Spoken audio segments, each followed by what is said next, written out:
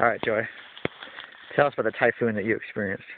Okay. Well, today I'm going to talk about a situation or an event that occurred when I was living in Japan. At that time, it was about 1956, 1957. My dad was in the Air Force, stationed over there for 2 years.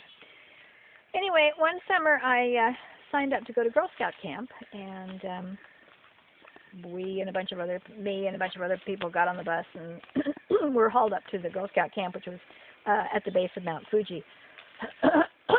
And we got there, and it was a nice day when we got there, but then it started to rain. And it rained, and it rained, and it rained very hard day after day.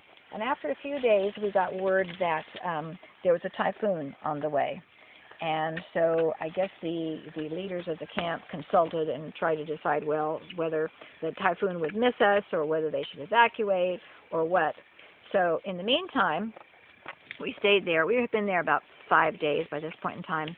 So in the meantime, we were all herded down to the biggest tent in the camp, which was the mess tent.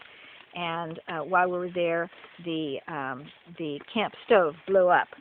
And it was quite spectacular, and the stove wound up in the lake that we were next to. So at that point in time, yes, at that point in time, the leaders decided that since the camp stove had blown up and it was not possible to fix hot meals and it was pouring down rain and the typhoon was on the way, that they should evacuate us. So it was one thing to decide to evacuate. It was another thing to try to figure out how that was going to be done, because they had not made any arrangements for an evacuation before the end of the week. And the camp session was 2 weeks long, and as I said, we were about 5 or 6 days into it, so there were not any buses expected to come back to pick us up. So they contacted the Air Force, and the Air Force... The U.S. Air Force? The U.S. Air Force. And the Air Force made certain arrangements and freed up 3 very elderly buses to take all of us to shelter. But shelter was kind of difficult to come by because, as I said, the typhoon was coming. And so what they had to do was, rather than take us back to our respective Air Force bases where we had all come from, they evacuated us to the Mount Fuji Hotel, which sounds like it would have been really nice, except that it wasn't, because we were definitely not guests of the hotel, and so they stashed us in what was probably formerly servants' quarters, but there was no electricity there. And we didn't get to eat like in the dining room or anything like that. We were given sea rations, and I'd never had sea rations before.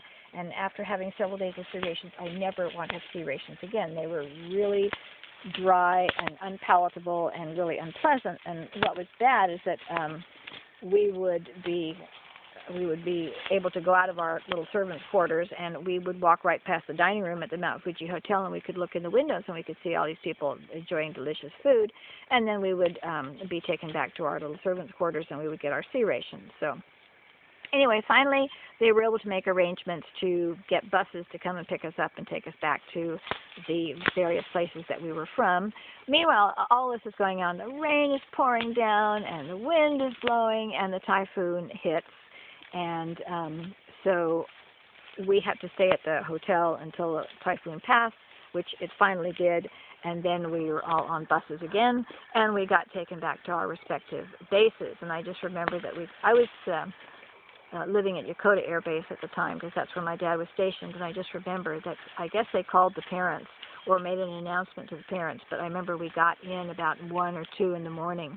And we were tired, we were filthy because we didn't take showers or anything, because it was nothing but, there was no electricity or anything.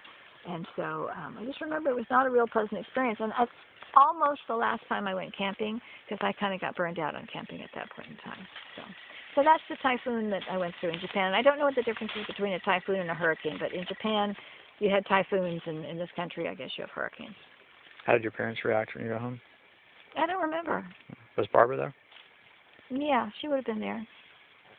What was her impression of the experience? I couldn't tell you. I don't remember. How old were you? I would have been 11 or 12. Okay. All the background noise has been the goats eating away They really are. They're doing a good job.